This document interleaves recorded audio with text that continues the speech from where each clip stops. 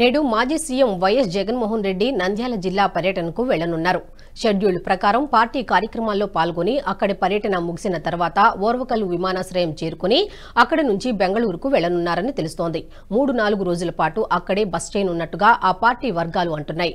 ఎన్నికల్లో ఓడిపోయాక జగన్ పదే బెంగళూరు వెళ్లడంపై రాజకీయ వర్గాల్లో ఆసక్తికరంగా మారింది. గతంలో కూడా 2 సార్లు జగన్ బెంగళూరుకు వెళ్లారు.